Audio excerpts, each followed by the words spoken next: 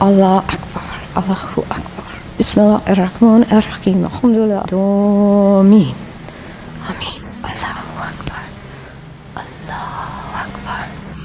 Allahu Akbar.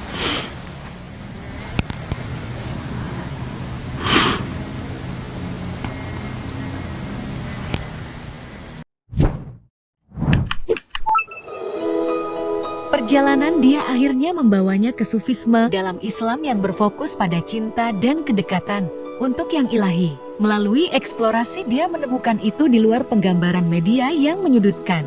Islam menjunjung tinggi kebijaksanaan, nilai-nilai hukum, layanan, dan cara hidup yang mendalam. Hari ini, Kennedy dengan penuh semangat untuk belajar lintas agama. Baginya, Islam bukan sesuatu yang ditakuti. Ini adalah getaran tradisi yang indah yang mengangkat semangat manusia dan memelihara komunitas. How wonderful that some of you already got to visit a mosque. You're very fortunate here in Atlanta because you have many mosques, many opportunities to reach out to our Muslim brothers and sisters. In the whole state of Vermont, where I hail from, we have one. So you have no reason to not visit. It's right around the corner from you. There are mosques everywhere. And it's important that we visit because Islam is the most misunderstood and the most maligned religion in the world today. We are being whipped up into fear of Muslims. And when we are afraid, we're stupid.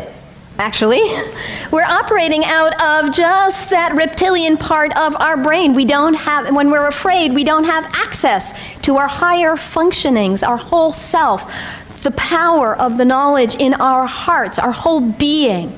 We're resigned to a small place of living. Ali, the son-in-law of the Prophet, says, people are afraid of what they don't understand. So my hope today is to share with you a little bit about what I love about Islam in order to invite you to a place of more understanding and less fear.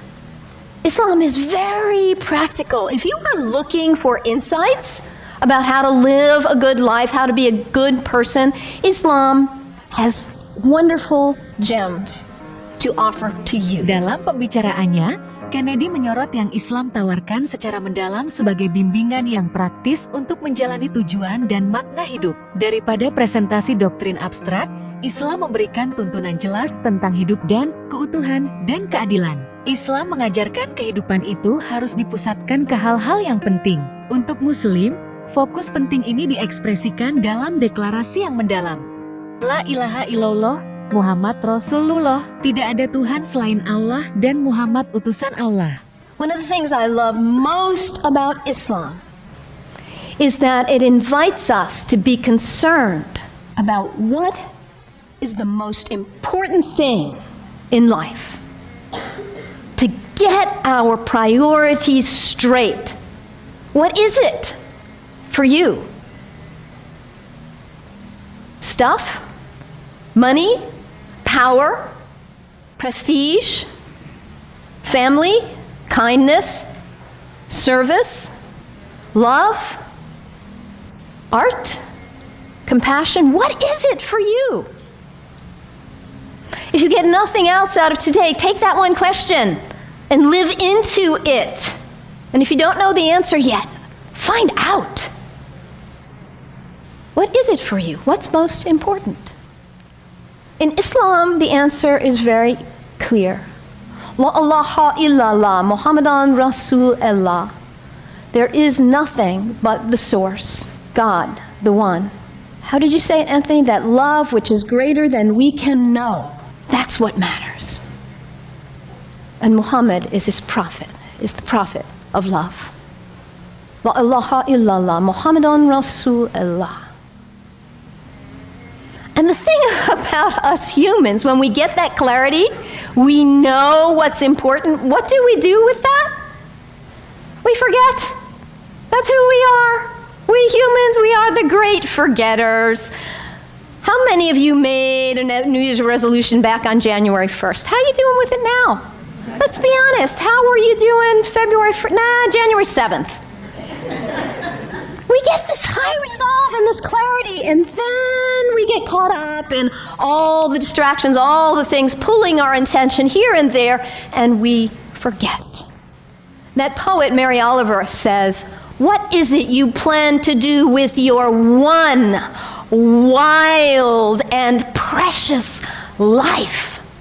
What is it?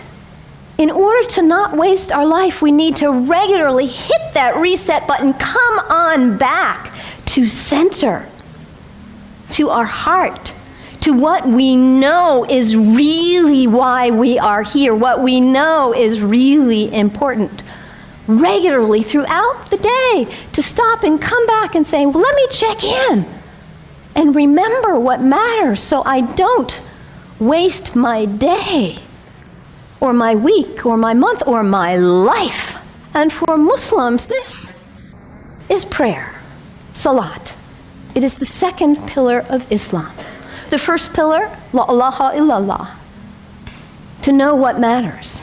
And the second pillar is to hit that reset button in order to regularly come back to center and remember what really matters.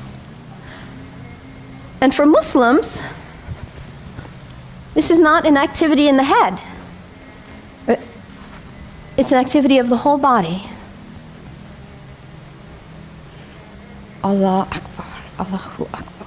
Bismillahirrahmanirrahim. Alhamdulillah, Rabbil Alameen.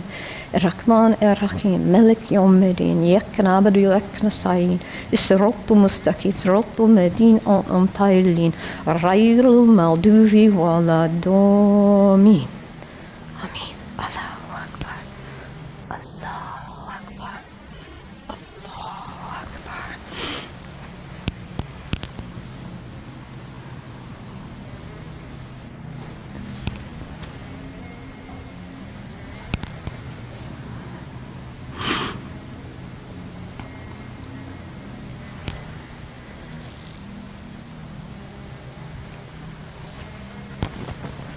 Can you imagine how limber you'd be? If you did that 17 times a day, and it's done in the direction of Mecca, northeast, more or less. To hit that reset button in order to come back, to hear that voice still and small like we just sang about, to come back to what matters. So practical, I love that, the second pillar of Islam. Islam juga mengingatkan kita bahwa kesejahteraan sejati adalah komunal, bukan hanya individu. Nabi Muhammad, seorang yatim piatu, tahu rasa sakitnya marginalisasi secara langsung. Perintah Islam, pemberian zakat, amal terstruktur untuk melindungi masyarakat dari penderitaan, disebabkan oleh ketidaksetaraan. Saat kekayaan ditimbun oleh beberapa orang dan kekurangan tumbuh di antara yang banyak, bukan hanya orang miskin, tetapi orang kaya. Demikian juga merusak hubungan di antara masyarakat melalui zakat. Muslim diingatkan bahwa keadilan bagi orang lain adalah keadilan untuk diri mereka sendiri.